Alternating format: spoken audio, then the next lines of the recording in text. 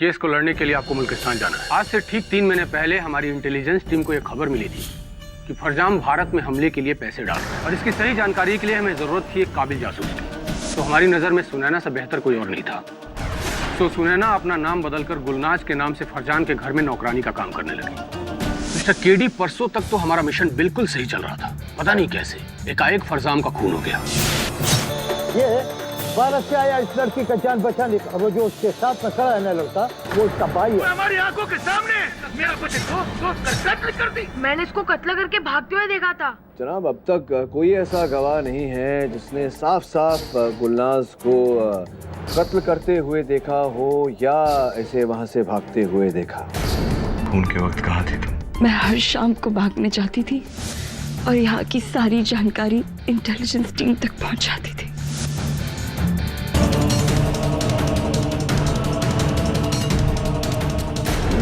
यकीन नहीं आता कि बकरा अपनी गर्दन खुद कसाई के हाथ में देने आ गया। क्या बात है, आज हलाल खाएंगे।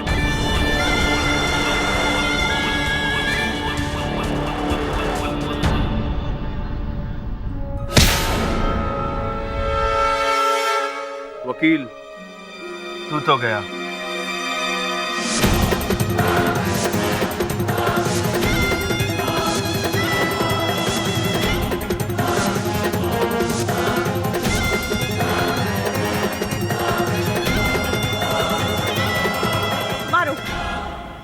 मार डालो इसे, पर याद रखना मेरा भाई जानता है कि ये वकील मुझसे मिलने आया था और उसे पता चल जाएगा कि तुम सब ने मिलकर इसका कत्ल किया है। मार डालो इसे। ठीक कह रही है जनाब, ये अगर हमने इसे मार दिया तो हम भी शक के घेरे में आ जाएंगे।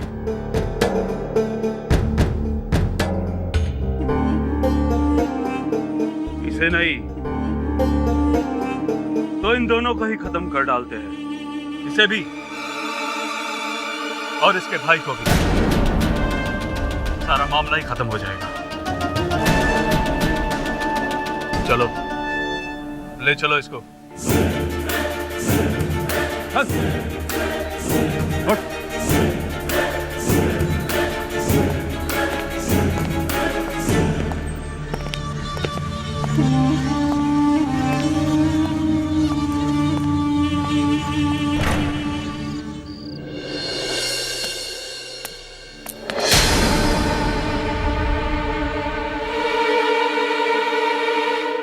हमारा आँख ने जो देखा वो सही है।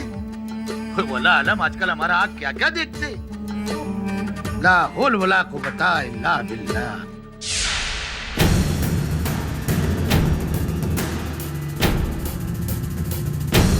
बच गए।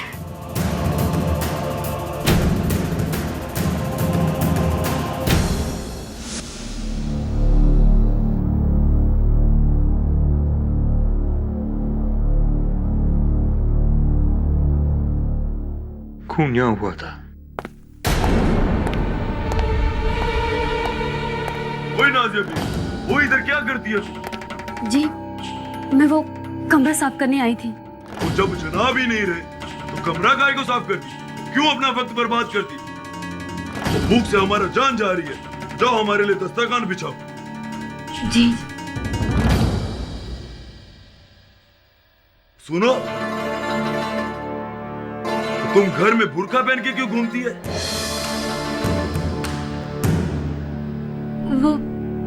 वो हम तेल लाने बाहर गए थे और सीधे यहाँ आ गए। दिमाग से निकल गया। वो ये अदालत के चक्कर में सबका दिमाग खराब हो गया। तो कल फिर सुबह अदालत जाना है और तुम नाज़िया बीबी जाओ, हमारे लिए दस्तरखान बिछाओ। अब चलिए, मैं अभी खाना लगा देती हूँ। जल्दी आओ, हमको भूख लगी है।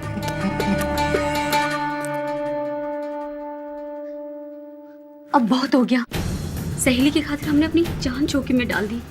इसे गंवाने की हिम्मत नहीं है हमें। अब आप चली जाइए, नहीं तो ये लोग हम दोनों को जिंदा गाड़ देंगे।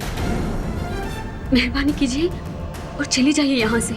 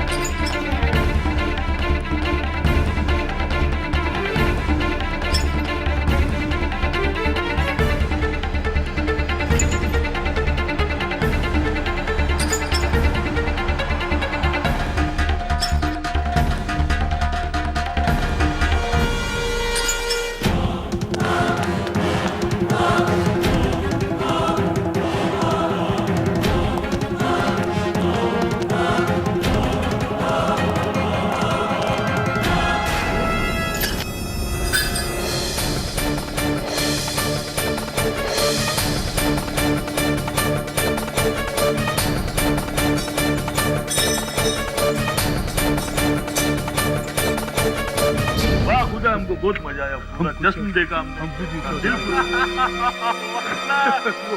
कितना मजा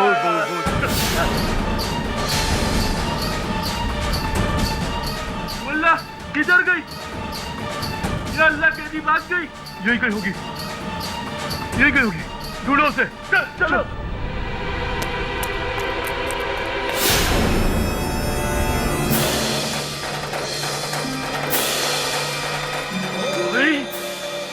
बोला तुम यहाँ से कैसे भागोगे हमसे? बोला हमसे भाग के यहाँ से जाओगी कहाँ? हाँ?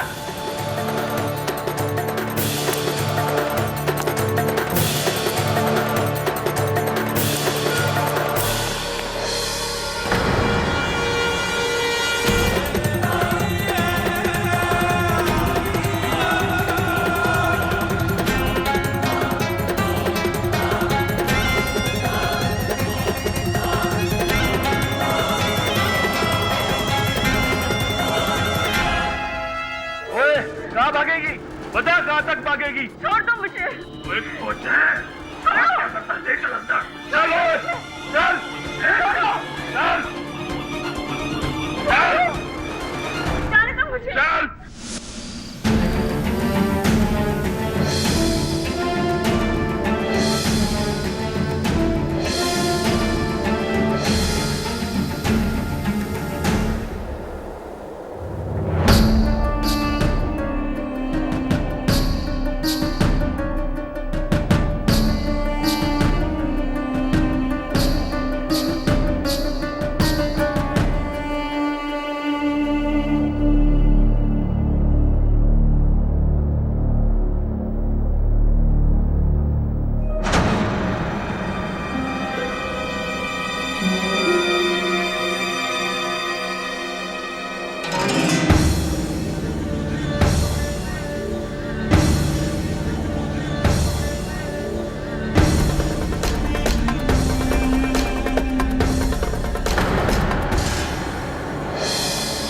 अगर इन्होंने इसे फाइल देते हुए देख लिया तो ये लोग इसे भी मार देंगे। मैं ही फाइल लेके भागता हूँ। रुक जा वरना गोली मार दूंगा। अरे ओए कभी का बच्चा रुक, ओए रुक रुक।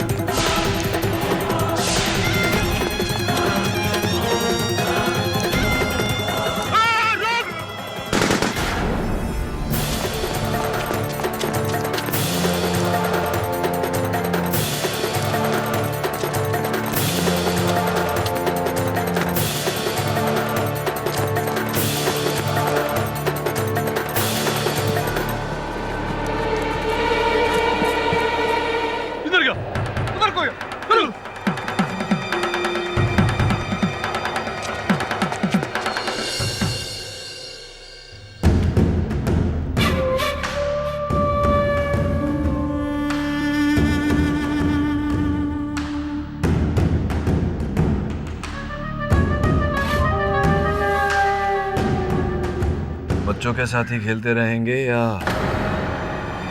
बड़ों के साथ भी खेलेंगे? ओए, तू चुप बैठ और अपना मुंह बंद रख, नहीं तो तेरे मुंह में कपड़ा ठोस देंगे। हाँ? क्यों? डरते हैं क्या आपके जनाब? या खुद पर यकीन नहीं है आपको? खेलिए ना, एक आध हाथ हमारे साथ भी खेलिए। अगर मैं जीत गया तो छोड़ देना, अगर हार गया तो आज नहीं तो कल मारना ही है मुझे। हा?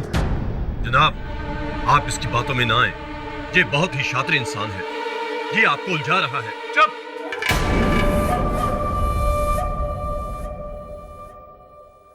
हमारे फैसले हम खुद करेंगे।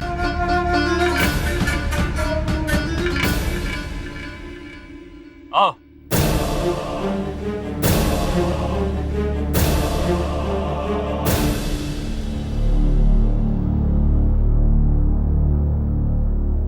बैठ जा।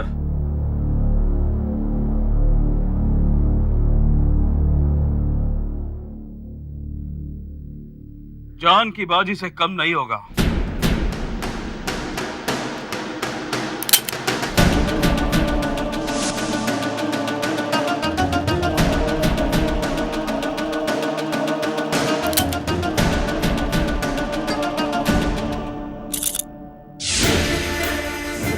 वसूल होगा।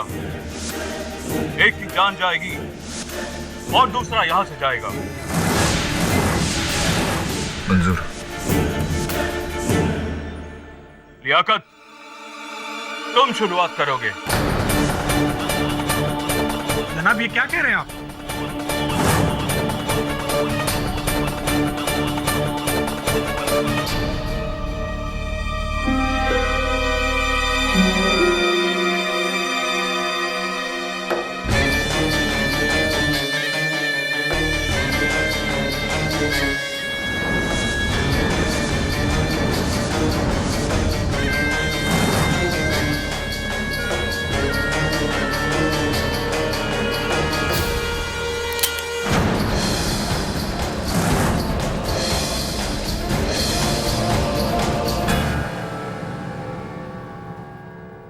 ये लो, पिस्तौल चलाने तो आती है ना?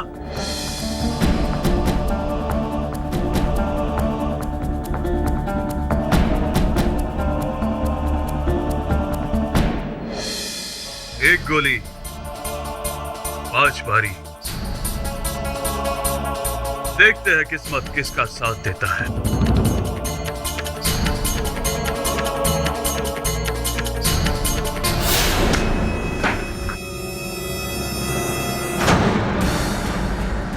पता नहीं इस चेंबर में गोली है या नहीं। अगर नहीं तो बच गए, अगर है तो गए। बंदूक के नीचे हो जाए तो अच्छा है। शुक्रिया। आप लोग ताश में लगे रहिए, आपके जनाब और मैं जरा खुली हवा की सैर करके आते हैं। चलिए।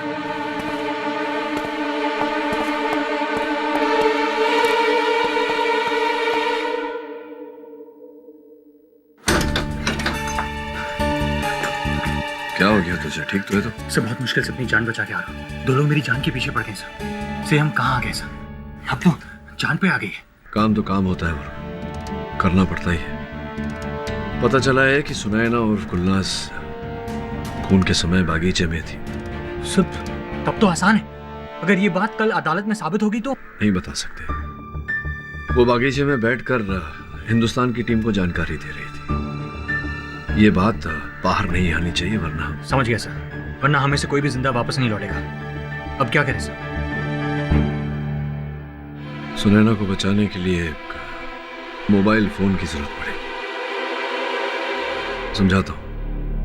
तू पहले बता, तूने क्या जानकारी हासिल की? क्या पता चला तुझे? हाँ सर, उनके व्यापार का हिसाब पूरा खाता है सर, पर अजीब सा है सर, कुछ समझ में नहीं। और कुछ तस्वीरें हैं सर, ये देखिए।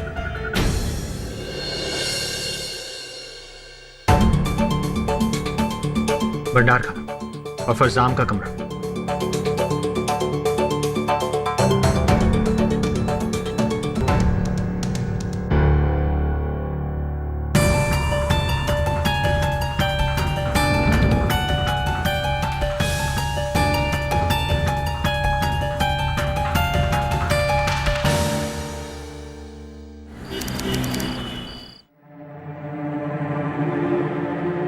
पाकिस्तान में जो दूतावास है, क्या वहाँ से कोई खबर नहीं आई?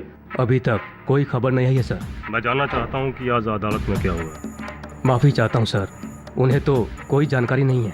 यहाँ तक कि वो ये भी नहीं जानते कि वो अदालत की कार्रवाई कहाँ हो रही है। पर सर, केडी ने उस जगह का पता लगा लिया है। इतना ही नहीं, वो भीड़ को मना लिया और सुनैना का केस भी लड़ रहा है। ये साबित करो कि ये लड़की बेकसूर है। जी मंजूर है। हमें पता नहीं केडी और उसका सहायक कहाँ है। सर, हमारे किसी भी खबरी के पास केडी की कोई सूचना नहीं है सर। कहीं केडी पकड़ा तो नहीं गया? मुल्किस्तान में पकड़े जाने का मतलब सिर्फ मौत होती है। कहीं केडी को हमने वहाँ भेजकर कोई गलती तो नहीं कर दी? सर, एक और खतरा है जिसे शायद हम भूल रहे हैं। सर, केडी सुनैना के बारे में सब कुछ जानता है और उन लोगों ने केडी से सब कुछ उगलवा लिया तो? मुझे अनंत से रिपोर्ट मिली है। केडी इस केस की संवेदनशीलता को बड़ी अच्छी तरह से जानता है। वो कभी अपना मुंह नहीं खोलेगा। सर, उनको केडी पर पहले से ही शक हो गया था। आप तो जानते ही हैं कि वो लोग कितने निर्दयी हैं। तुम केडी पाठक को अच्छी तरह से नहीं जानते। शारीरिक यातनाएं मानसिक रूप से उसको नहीं तोड़ सकती। अगर वो उनके चंगुल में फंस भी गया तो बाहर निकलने का रास्ता वो खुद ब खुद ढूंढ लेगा। मेरी राय है कि हमें केडी की सूचना का इंतजार करना चाहिए। अरे हाँ, सुनैना के पास एक यंत्र था सूचना भेजने वाला, वो कहाँ है?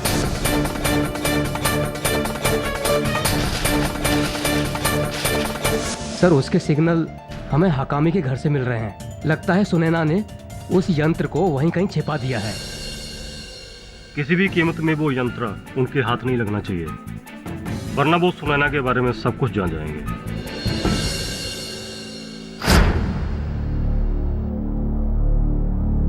सर क्या सोच?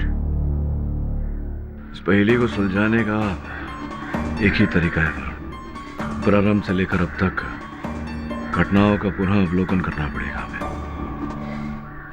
सर मुझे तो इस केस के बारे में कुछ समझ में नहीं आ रहा। इस केस में इतने सारे लोग हैं और सबका बयान एक दूसरे से अलग। किसी ने वो अंगूठी देखी है, उस्ताद का अंगूठी देखकर हम पहचान लिए। तो किसी को वो हींग की सुगंध आई। इसके कपड़े से हींग की खुशबू आ रही थी। तो उस वक्त घर में इतने सारे लोग थे पर कोई भी हमें सही जानकारी नहीं दे रहा। इसी का फायदा खूनी उठा रहा है।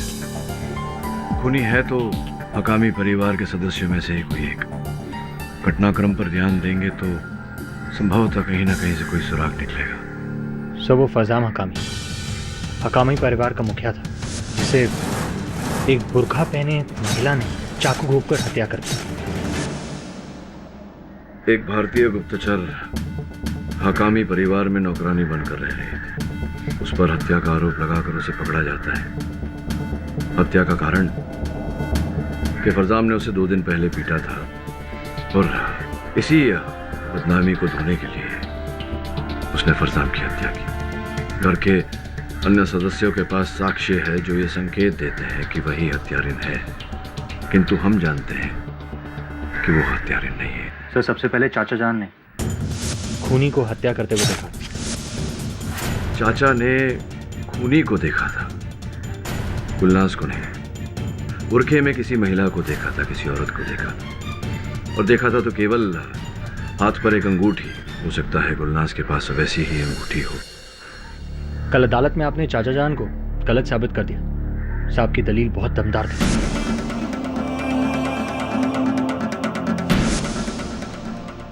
वापस आते हैं। हत्यारिन हत्या करने के बाद वहां से भागी और घर में देखती है दूसरी नौकरानी नाजिया।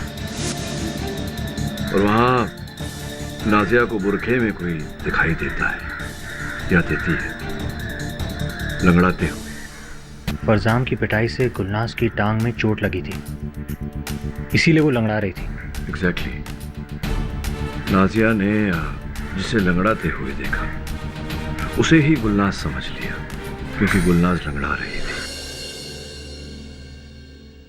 मेरा ऐसा मानना है कि हत्यारा जानता था कि गुलनाज लंगड़ा कर चल रही है, इसीलिए वो भी लंगड़ा कर चल रहा था, ये दर्शाने के लिए कि वो गुलनाज है। और फिर एजाज ने खूनी को पकड़ने की कोशिश की और खूनी से संघर्ष करते हुए उसे खूनी से हींग की खुशबू आई। सब गुलनाज जिस कमरे में रहती थी वहाँ हकामी परिवार हींग रखता था, इसीलिए अब एजाज को भी लगता है कि गुलनाज ही खूनी है। और फिर अरमागन, जिसने दरवाजा तोड़ा और गुलनाज को खून से सने बुरखे के साथ पकड़ा। हाँ, लेकिन गुलनाज का कहना है कि जिस समय हत्या हुई वो बाग में थी, खुफिया जानकारी भेज रही थी बाहर। खूनी संभव है कि दरवाजे से अंदर गया हो और खिड़की से बाहर गया हो, ठीक उसी तरह जैसे गुलनाज आया जाया करती थी। बस खूनी दरवाजे से अंदर कैसे आ सकता है? दरवाजा तो गुलनाज ने खिड़की से कूदने से पहले बंद कर दिया था। ठीक से कुछ भी कहना कठिन है, पर फिर ये जो खींची हुई तस्वीर है संकेत तो इसी प्रकार का दे रही। खैर, उसके बाद गुलनाज खिड़की से कमरे में वापस आई, अपना बुर्खा पहना और ठीक उसी समय पकड़ी गई। सर, खूनी का गुलनाज का भेष बदलकर फरजाम की हत्या करना हमें खूनी के बारे में 2 सुराग देता है। कैसे सुराग? एक तो ये कि वो गुलनाज के कमरे में बहुत आसानी से पहुंच सकता था, और दूसरा ये कि वो हकामी परिवार के घर से बहुत अच्छी तरह से परिचित था। इसीलिए तो कह रहा हूँ वरुण कि हत्यारा बाहर से नहीं आया था। हत्यारा हकामी परिवार का ही कोई सदस्य है, जिसके पास फरजान को मारने के लिए एक ठोस कारण था। पर सर, ये कारण क्या हो सकता है? तूने जो जानकारी एकत्रित की है, संभवतः उसी में हमें कोई ठोस कारण मिल जाए।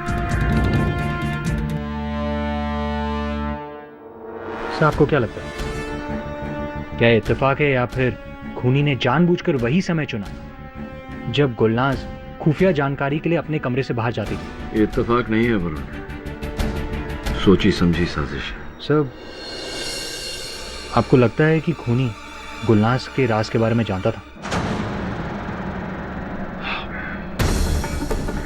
पता नहीं पर, लेकिन अगर हत्यारा गुलनाज का राज जानता है तो गुलनाज के साथ साथ हम दोनों भी बहुत बड़ी मुसीबत में फंस गए। खैर,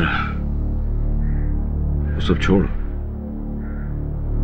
इस समय तुझे एक अहम कार्य करना है। बताइए सर। सुन,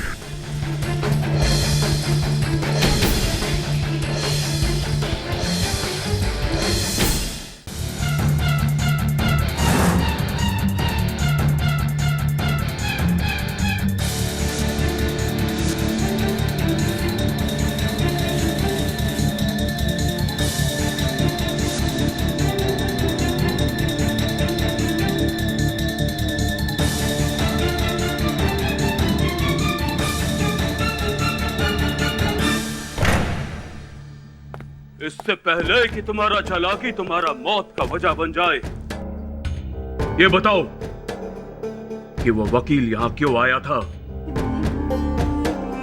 चुप क्यों हो? बताओ,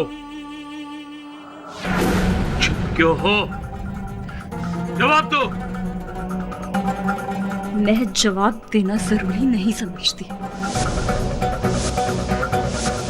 एक बात याद रखना लड़की, हम गुनाहगार को कभी माफ नहीं करता है। और वो लड़का, वो शक्ल सूरत से तुम्हारा भाई बिल्कुल नहीं लगता।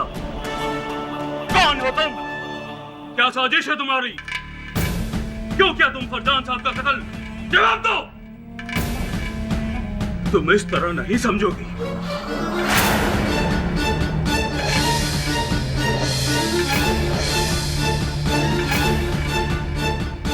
रुक जाइए जनाब, अदालत ने कल तक का वक्त दिया था, और अगर आपने इसको खत्म कर दिया तो इल्जाम आप पर ही आ जाएगा। वैसे भी वो वकील हमारी गिरफ्त से भाग चुका है। हमें जो भी करना होगा सोच समझ कर करना होगा।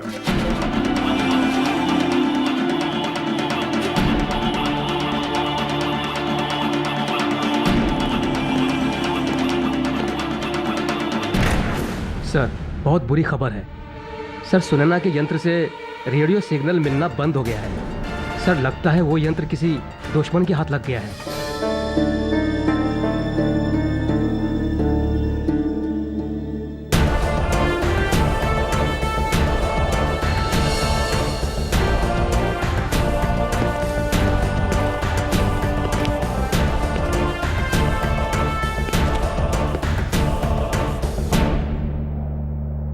अरे बेटी, ये क्या हुआ?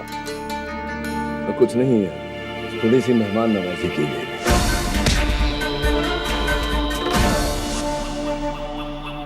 क्या हुआ ये? देखो, अगर आइंदा किसी ने ये बदतमीजी की तो हम उसको जंजीरों से जकड़ कर कोठरी में डाल देगा। केडी, तुम शुरू हो जाओ। मुंशी साहब, आपने जो वक्त मुझे दिया था उसमें कुछ सवाल कुछ जवाब ढूंढ लाया हूं। सवालों से शुरू करते हैं। पहला सवाल ये है कि ये खून 2 दिन बाद क्यों हुआ? ये कैसा बेहुदा सवाल है? गुलनाज को बदला लेना था, उसने चाकू मारा और बदला ले लिया, बस। यही तो सवाल है कि चाकू मारा 2 दिन बाद क्यों? जिस दिन इन्हें मार पड़ी थी उस दिन भी बदला ले सकती थी, उसके अगले दिन 2 दिन बाद ही क्यों? तो मुझे ऐसा लगता है कि इस सवाल का जवाब नाजिया बीवी के पास होगा। मैं उन्हें बुलाना चाहूंगा। नाजिया बीवी को बुलाया जाए।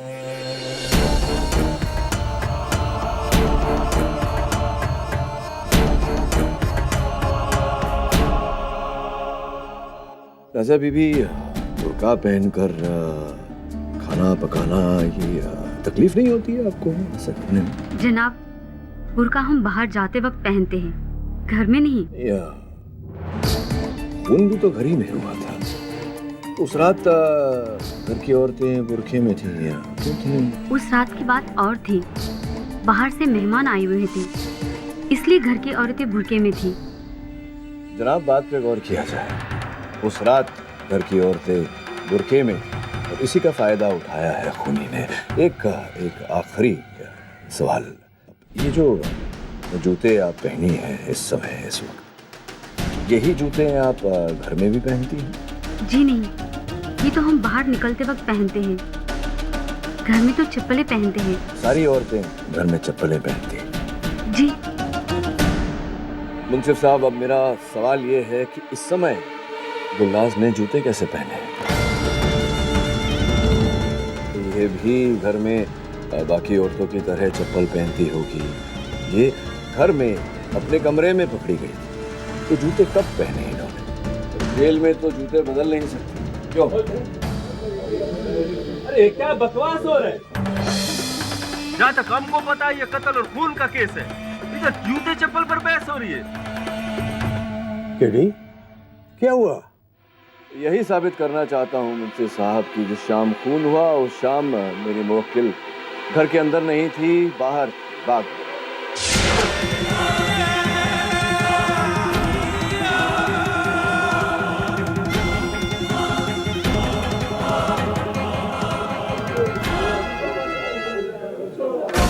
बाहर? किधर? क्यों?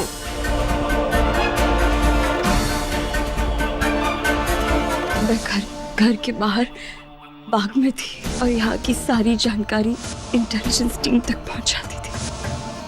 अब ये तो मैं किसी हाल में भी नहीं बता सकती। केडी, तो खामोश क्यों है? बोलो।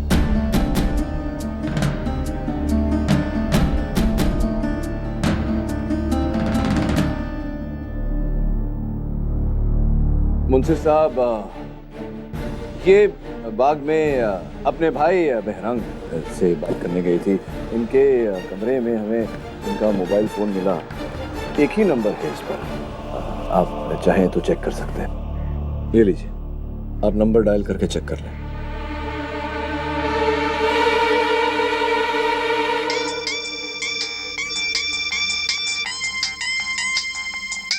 ओए, तू हमारे घर में घुसा था?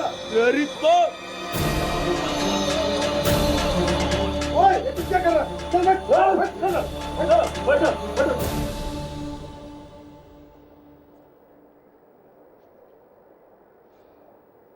जनाब, इसीलिए गुलनाज फोन छिपा कर रखती थी ताकि इसे मारना पड़े। क्या बकवास है जनाब? अगर गुलनाज बाहर थी तो दरवाजा तोड़ने पर वो अंदर कैसे पकड़ी गई? और खूनी बाहर कैसे गया? और खूनी बाहर गया समझ में आता है, गुलनाज फिर अंदर कैसे आ गई? खिड़की से जनाब। गुलनाज का बाग में जाना, फोन करने, शोर सुन के अंदर आना और खूनी का वहां से भागना, फरार होना, ये सब उस भंडार घर की खिड़की से हुआ है। अच्छा, इसलिए खिड़की खुली थी। वही तो मैं सोचूं, इतनी ठंड में इनको हवा की क्या जरूरत पड़ी? ये सबूत है मेरी बात का कि खिड़की खुली थी। जनाब, जो खून से लथपथ बुर्का था वो इस औरत ने पहना था, उसका कोई मतलब नहीं। बताता हूं, कमरे में अंधेरा था जनाब। ये शोर सुनकर अंदर आए, बाहर दरवाजा कोई खटखटा रहा था। खूनी वहीं बुर्का छोड़कर भागा था। अंधेरे में इन्हें दिखाई नहीं दिया कि बुर्के पर खून लगा हुआ है। दरवाजा खोलने के लिए इन्होंने बुर्का पहना और दरवाजा खोला, और खूनी इसका इंतजार कर रहा था। जनाब, खूनी को कैसे पता चला कि गुलनाज बुर्का उतार कर बाहर कब गई? उसने कमरे में क्या कैमरा लगाया था? जी नहीं, कैमरा नहीं लगाया था जनाब। खूनी वहीं मौजूद था उस कमरे में, इस हींग के डब्बे के पीछे छिपा हुआ। और जैसे कि हमारे गवाह इजाज ने बताया था कि खूनी से ही की बू आ रही थी, वो इसीलिए। तुम्हारी बात मान भी ली कि वो कमरे में छुपा था, तो क्या वो अंदर ख्वाब देख रहा था, मिन्नतें मांग रहा था कि वे बाहर कब जाएगी है? और खूनी को कैसे पता था कि मिन्नतें नहीं मांग रहा था, ख्वाब भी नहीं आ रहे थे। शातिर था ना खूनी। उसे पता था कि हर शाम को गुलनाज बाग में जाती है फोन करने, और इसी बात का फायदा उसने उठाया। पर जनाब, अभी थोड़ी देर पहले आपने बोला कि गुलनाज ने ये बात किसी को नहीं बताई, सबसे छुपा कर रखी। इतने अच्छे से छुपाई थी कि जब अदालत में उसकी जान पर बढ़ आई तब भी उसने नहीं बताया। तो ये बात किसी को कैसे मालूम हुई? तो जानकारी थी जनाब, किसी और को जानकारी थी।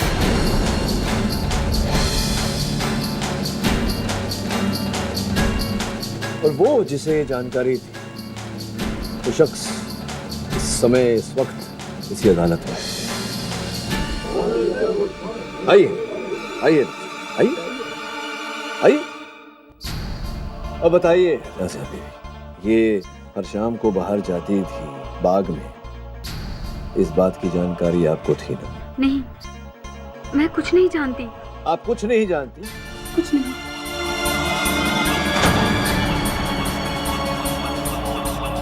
बताओ, क्या जानती हो? बताती हूँ, बताती हूँ। मुझे पता था, मैंने अक्सर इसे बाहर जाते हुए देखा। तो आपने इसे बाहर जाते हुए देखा, ये जानने की कोशिश नहीं की कि ये कहाँ जाती? नहीं, पर इस बारे में मैंने इसे कभी कुछ पूछा नहीं। क्यों? क्यों नहीं पूछा? जनाब, कोई सुंदर जवान लड़की रात के अंधेरे में बिना बुर्के के बाहर जाती है तो इसका एक ही मतलब होता है। मुझे लगता था इसका कोई आशिक होगा जिसे ये रोज चुपके से मिलने जाती है। मुझे क्या पता था इसका भाई है, पर मैंने कोई खून नहीं किया। एक मिनट जनाब, मैं आप ही की बात दोहराता हूँ। आपने ही बोला था ना कि हर कत्ल के पीछे कोई मकसद होता है। अब नादिया बीवी का क्या मकसद है इस कत्ल के पीछे, जरा बताएंगे मेरे को? कोई मकसद नहीं था, कोई मकसद नहीं था, क्योंकि ये कत्ल उन्होंने किया ही नहीं। मैं समझाता हूँ।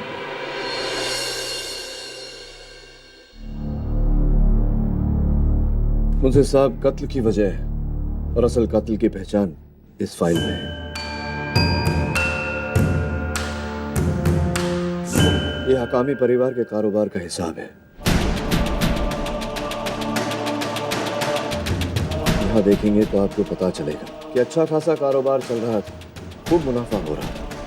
कुछ 2 साल पहले की बात है कि काम बढ़ने लगा, लेकिन फिर भी मुनाफा नहीं हो रहा था। ये देखिए, घाटे पे घाटा, नुकसान पे नुकसान।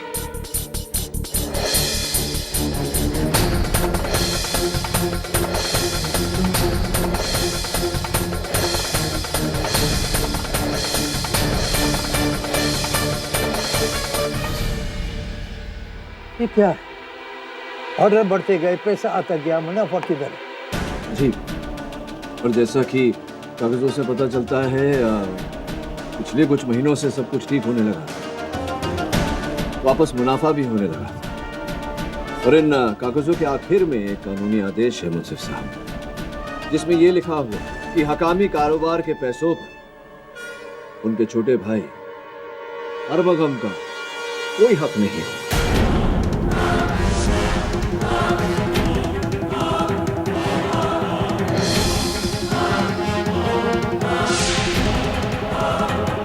आइए आइए आइए।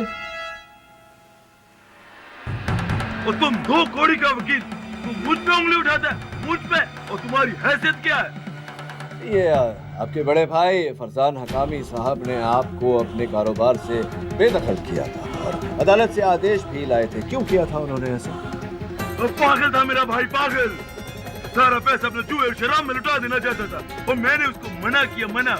उसने मुझे बेदखल कर दिया। उसने ऐसा किया। आपकी नियत, आपका ईमान अगर साफ होता तो शायद वो ऐसा नहीं करते, लेकिन उन्होंने ऐसा किया ही नहीं, क्योंकि आप झूठ बोल रहे हैं। सच तो ये है मुंसिफ साहब कि हकामी परिवार का पैसा ये बाहर के मुल्कों में होने वाली हिंसक घटनाओं में डाल रहे हैं।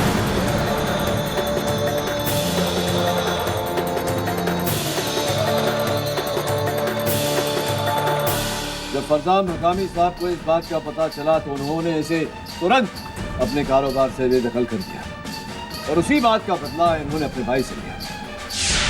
भाईजान, कोई कागजात क्या है?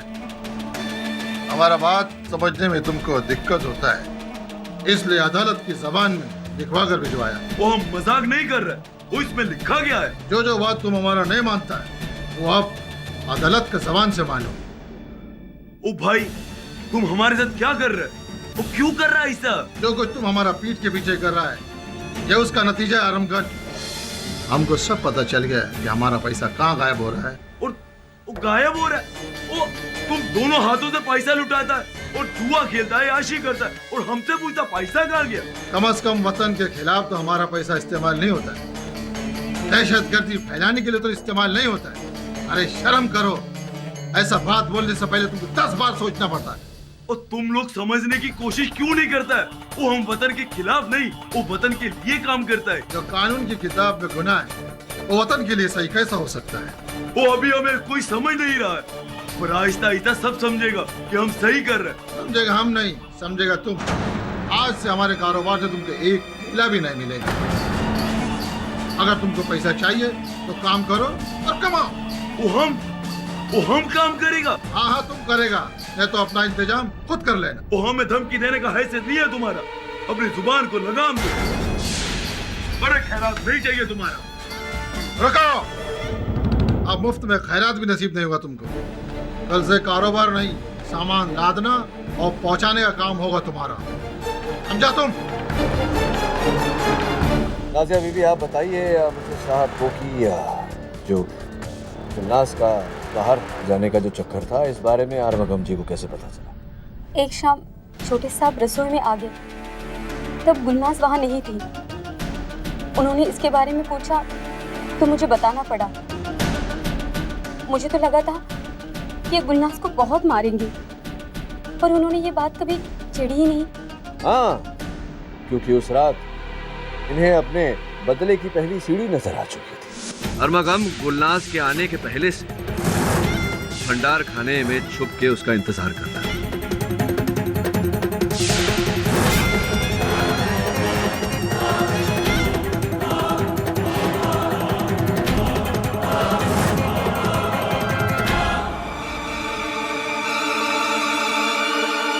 और गुलनाज के बाहर जाते ही अरमगम ने उसका बुर्का पहन लिया और जाके अपने भाई की हत्या कर दी।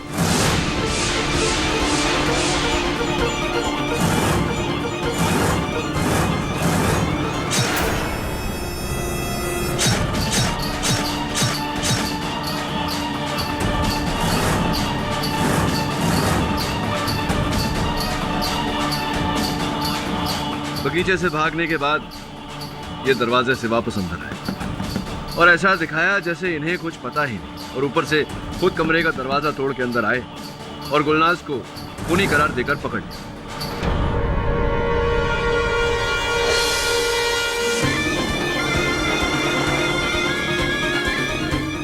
इजाज़ मियां, आपके चाचा जी के बदन से उस रात हिंग की बू आ रही थी या नहीं?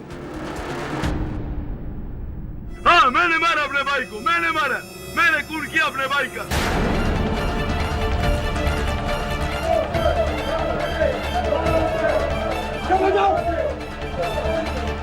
मेरा भाई मेरे को नौकर बना के रखता था। मैं अपने मुल्क के लिए काम करता था और वो सारा पैसा मैं जुए शराब में लुटा देना चाहता था। मैं अपने मुल्किस्तान को दुनिया का सबसे ताकतवर मुल्क बनाना चाहता था, इसलिए मार डाला मैंने अपने भाई को। मुंशी साहब, ये एक बाले जुर्म कर चुके हैं। मैं अदालत से गुजारिश करता हूँ कि मेरे मुवक्किल को बाइज्जत बरी कर दिया जाए। गवाहों और सबूतों को मद्देनजर रखते हुए ये अदालत गुलनाज को बाइज्जत दिया करती है और आरामगाह को कैद में रखने को हम सुलाते हैं।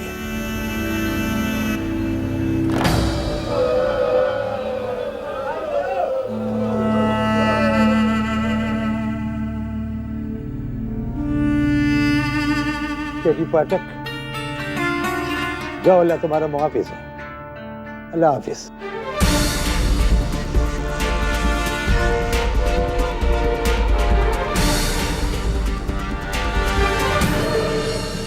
अलविदा मेरे दोस्त। खुदा हाफिज। खुदा हाफिज।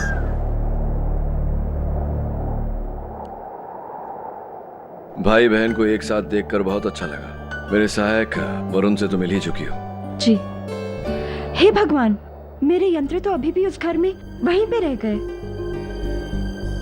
अगर किसी के हाथ लग गए तो उन्हें 2 मिनट में पता चल जाएगा कि मैं। चिंता करने की कोई आवश्यकता नहीं। वो यंत्र हमारे पास है, सुरक्षित, और उसका श्रेय जाता है मेरे सहायक वरुण को। बड़ी चतुराई से अपनी जान पे खेल के ये वो यंत्र वहां से निकाल कर।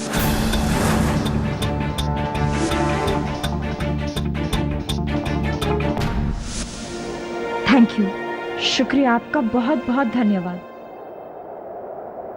वैसे तो सर मैंने आपके बारे में बहुत कुछ सुना था, पर एक दिन आप मेरी जान बचाएंगे ये मैंने कभी भी नहीं सोचा था।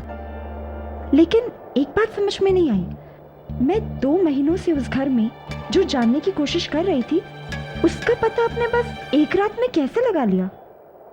तुम्हारा संदेह हमेशा फरजाम पर रहा, इसलिए अरमगम कभी संदेह के दायरे में आया ही नहीं। अब समझे। चले? 3 घंटे में मुंबई की फ्लाइट है। नहीं सर, इस मुल्क में मेरा काम अभी खत्म नहीं हुआ।